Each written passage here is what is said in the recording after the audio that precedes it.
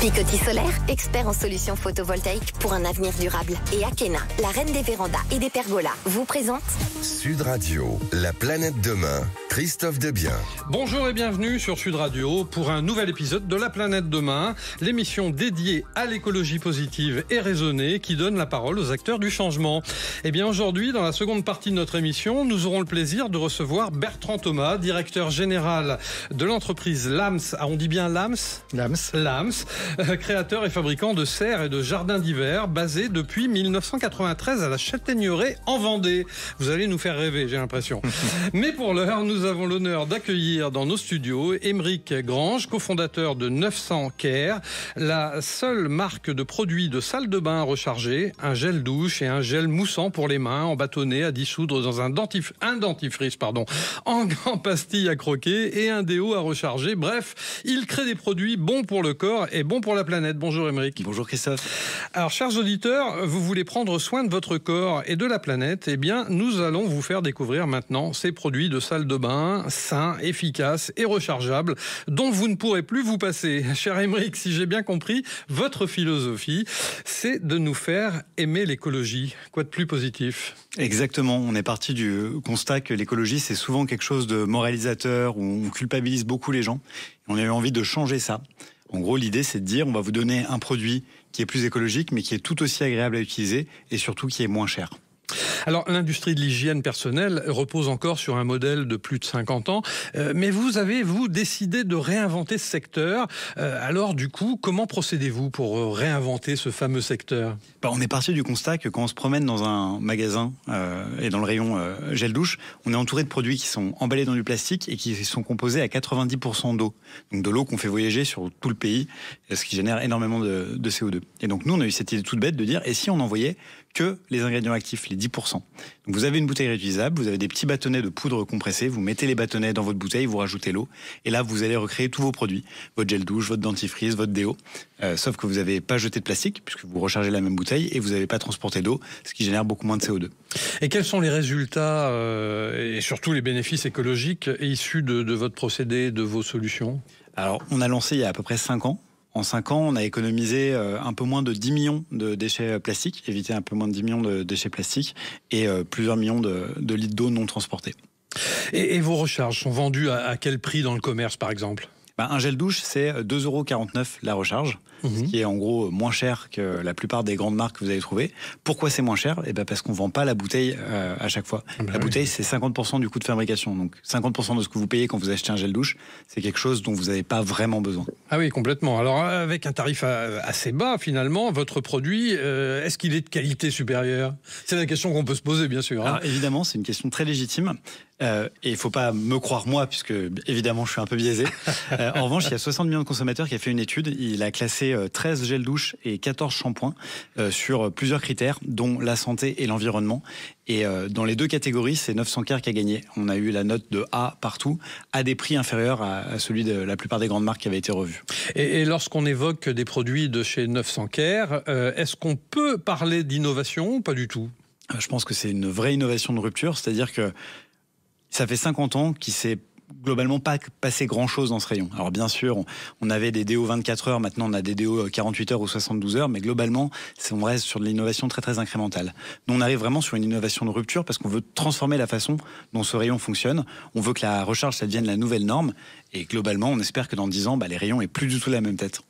N'était-ce pas une véritable prouesse pour vous et pour vos laboratoires surtout de reproduire une texture, une mousse, un parfum et des propriétés hydratantes de gel douche classique par exemple et surtout sans eau ? Alors Christophe, je vous cache pas que tout le monde nous a pris pour des fous quand on a commencé. Je me doute. On a vu une cinquantaine de laboratoires qui nous ont dit c'est complètement impossible de faire ce que vous voulez faire. Et puis on a fini par rencontrer une dame qui s'appelle Paola, qui est une cosmétologue colombienne et qui a fini par venir travailler chez nous. Donc on a créé notre labo.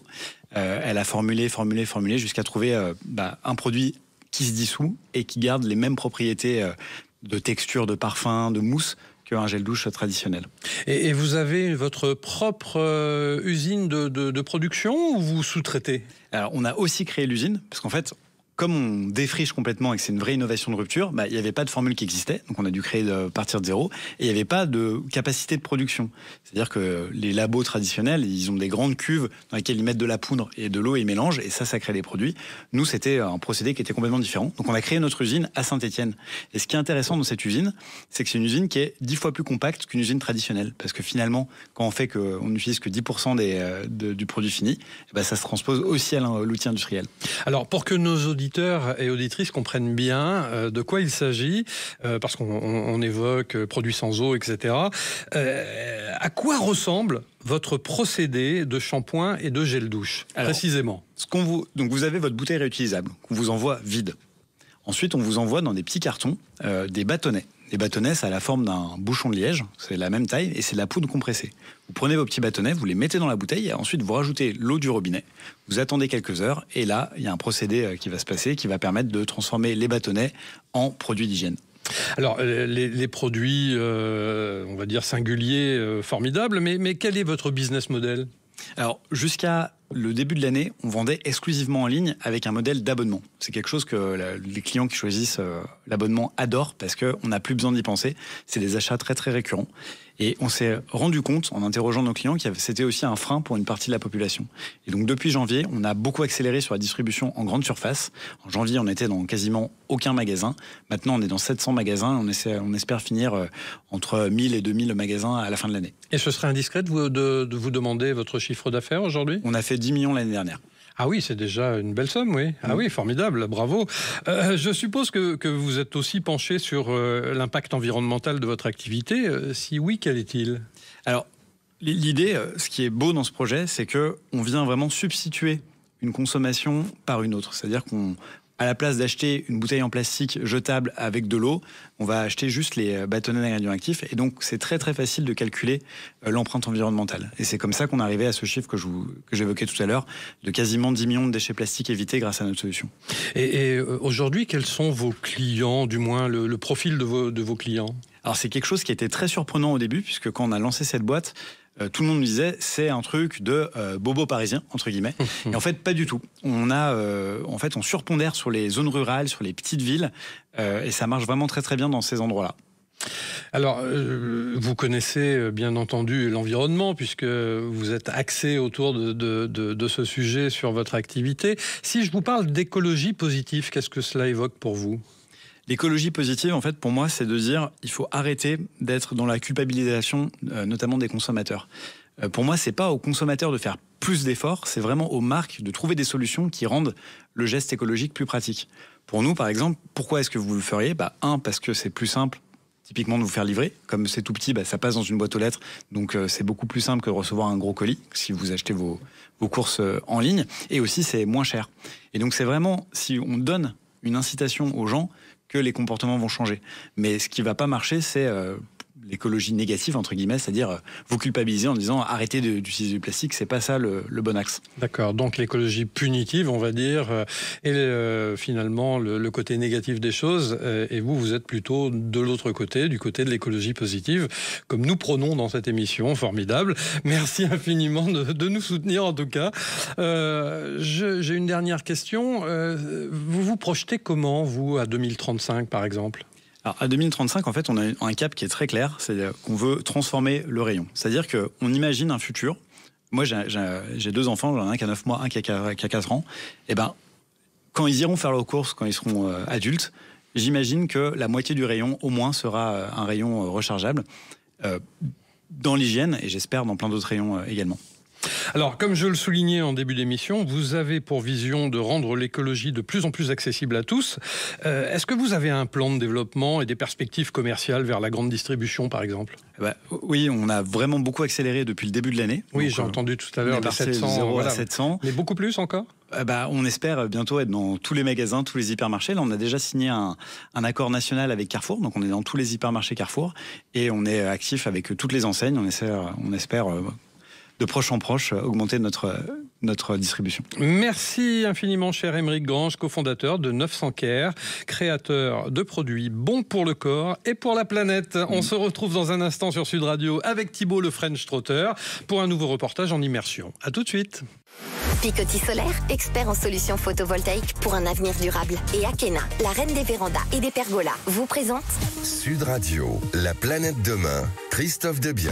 Nous voici de retour dans l'émission La planète demain en compagnie de Thibaut, le French Trotter, avec qui nous repartons à Fleurance pour son grand festival d'astronomie qui s'est tenu en août dernier, je le rappelle. Thibaut, parlez-nous un peu de la programmation de ce festival.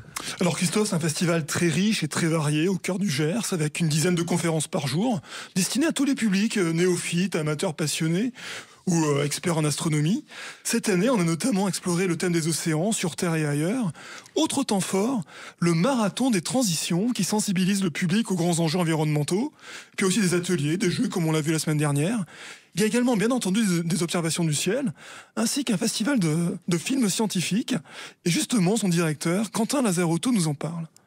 Alors c'est un festival du film scientifique qu'on a créé au sein du festival il y a 4 ans. L'idée c'est de présenter des nouvelles productions assez récentes de films scientifiques du monde entier pour permettre de sensibiliser le public aussi à travers le cinéma aux questions scientifiques. On accepte des films qui traitent d'astronomie, de sciences de la planète, sciences de l'univers et aussi des films qui parlent de transition et d'écologie. Donc sur le thème de l'écologie, quels sont les films qui sont au programme ? Alors on a 6 films au programme cette année, 3 films qui parlent d'astronomie et de sciences de l'univers et 3 films qui parle d'écologie.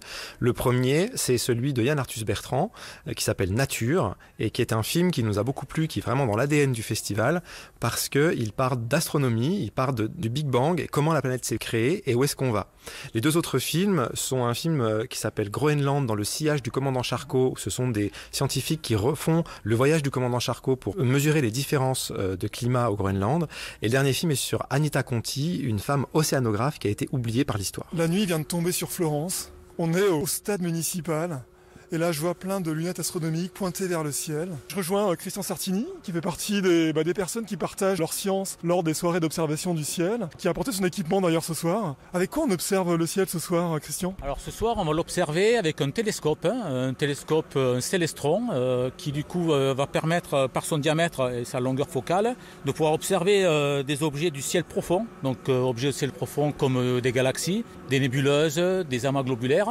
Donc des objets qui sont relativement éloignés, puisque si on parle par exemple d'amas globulaires ou de nébuleuses, on parle de milliers d'années-lumière, alors que des galaxies, on parle de millions d'années-lumière. Bon, avec ces appareils-là, on ne les observe pas à l'œil, on les observe au travers d'une caméra et des performances beaucoup plus importantes que notre œil. Et ce soir, vers quelle partie du ciel on tourne les yeux ? Alors, on aura la nébuleuse d'Umbel, côté sud, et vous aurez la galaxie de Bode, une galaxie qui ressemble à la nôtre, sous forme de spirale. Donc vous verrez, les galaxies sont plutôt blanchâtres, puisqu'elles sont tellement lumineuses, puisqu'elles contiennent énormément d'étoiles, que vous ne verrez pas de couleurs. Les couleurs, c'est plutôt sur les nébuleuses. Les nébuleuses, c'est des explosions, c'est des restes donc d'explosions d'étoiles qui du coup prennent de vie, et vont émettre ces différentes couleurs qui vont traduire du coup des températures et des compositions différentes. Le rouge étant plutôt de l'hydrogène, l'oxygène plutôt vers le bleu, voilà. Lever les yeux vers le ciel, c'est aussi éveiller la conscience écologique. J'espère aussi que voilà, les gens vont se dire on n'est pas grand-chose sur Terre. Il y a énormément de choses autour de nous. Ces choses-là aussi ne sont pas forcément très accueillantes. Donc essayons de garder une Terre qui soit saine, et que du coup l'écologie, c'est aussi à ça. C'est à essayer de faire prendre conscience qu'il faut sauvegarder notre planète. C'est la première chose à faire. Alors je suis avec Fabienne, qui est une habituée du festival. Depuis combien de temps vous venez, Fabienne ? Ça fait, on va dire 25 ans pour rester jeune. J'ai toujours rêvé en regardant le ciel. Je regardais le ciel avec mon grand-père. On avait l'habitude, notamment l'été, de s'asseoir sur un tas de sable dans le jardin. Et en fait, ça m'a toujours passionnée. Mais j'avais un peu une réticence parce que je me disais, c'est pas un truc pour les néophytes. Un jour, je me suis lancée et après, je suis devenue un peu addict. C'est vraiment un festival en plus qui reste à taille humaine. Et ce qui est intéressant, de mon point de vue, c'est un petit peu aussi le mélange.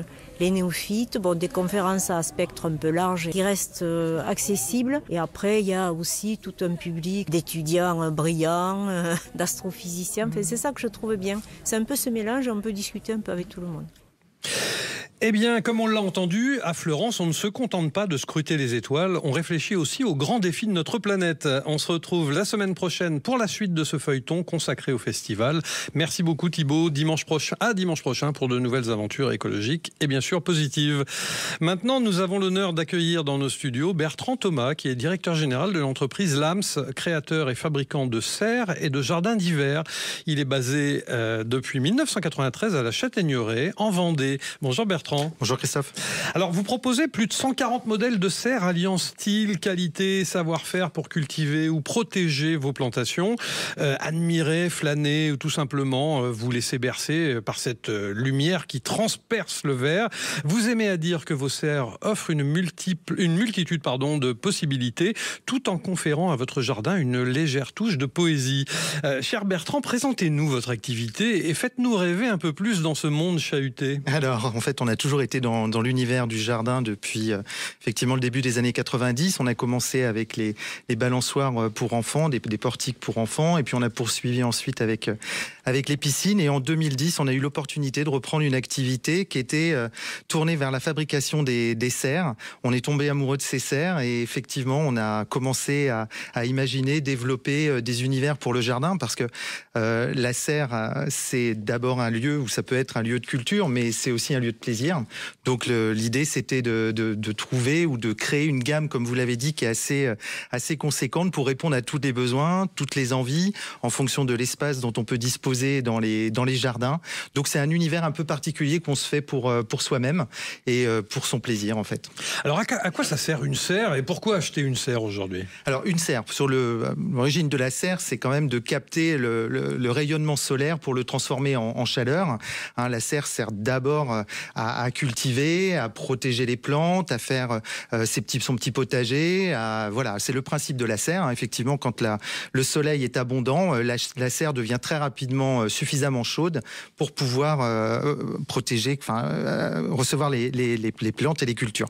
Donc ça, c'est le premier, on va dire, destination de la serre. Et puis progressivement, on se rend compte que la serre, ça devient aussi un endroit un petit peu particulier où on se crée son jardin d'hiver. Alors ça peut être avec des plantes tropicales, puisque la chaleur permet effectivement de les protéger et puis de les faire vivre. Mais ça peut être aussi pour créer son petit endroit de plaisir dans le jardin. Notre slogan, c'est Lams, un nouveau monde dans votre jardin. C'est effectivement la possibilité de l'imaginer et de le créer à son envie. Et les serres Lams, alors justement, sont-elles à monter soi-même ou est-ce que vous les livrez toutes montées, clé en main ? Alors effectivement, il y a plusieurs options. Si vous êtes un peu bricoleur, il n'y a pas de problème. Effectivement, vous pouvez acheter la serre et la monter vous-même sur des serres qui sont en général des petites serres, puisque on est capable aujourd'hui de faire des serres de 2-3 mètres carrés jusqu'à 100 mètres carrés, donc c'est déjà des produits assez conséquents.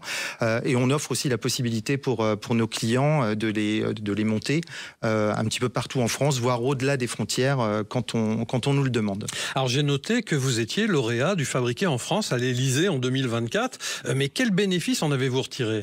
Alors en termes d'image et de satisfaction, c'est très fort puisqu'on est d'abord concepteur et fabricant de serres en Vendée, comme vous l'avez dit. Donc c'est aussi représenter la Vendée dans le cadre du Fabriqué en France à l'Élysée, c'était un événement important pour nous, mais quand je dis pour nous, c'est pour l'entreprise, pour les collaborateurs de l'entreprise, c'est une fierté. Et puis, en termes d'image à l'international, puisqu'on vend un petit peu au-delà des frontières et on a commencé à vendre notamment aux États-Unis, en Angleterre, dans les pays limitrophes, jusqu'en Corée du Sud l'année dernière. Donc en fait, nos produits ont un petit côté Frenchy qui plaît bien, qui permet aussi de retrouver l'esprit français.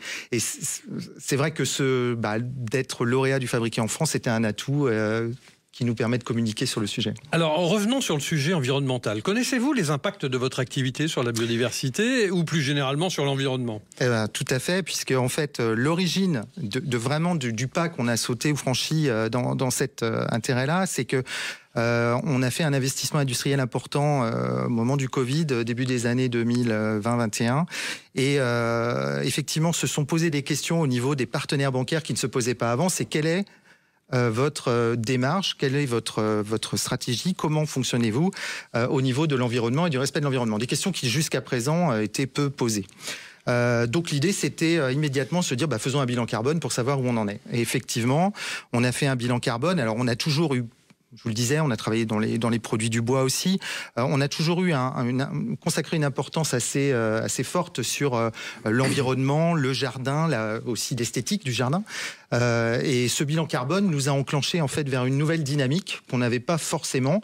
Alors juste pour avoir quelques chiffres, c'est 8 tonnes de CO2 par an pour nous, ce qui représente à peu près 200 avions qui font le tour de la planète, ou l'équivalent de 800 personnes, des émissions de CO2 de 800 personnes.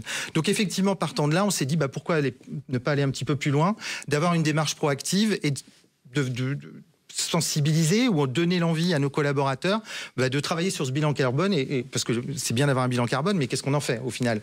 Donc comment améliorer et comment aller au-delà? En fait, on a mis en place dans la foulée une organisation avec une commission de 8 personnes. On est une quarantaine de personnes dans l'entreprise, donc on est une petite entreprise. Une commission qui rassemblait les différents services pour se dire travaillons effectivement d'une manière générale sur la RSE, formons cette commission et des petites sous-commissions qui travaillent sur des projets d'amélioration à la fois de nos produits.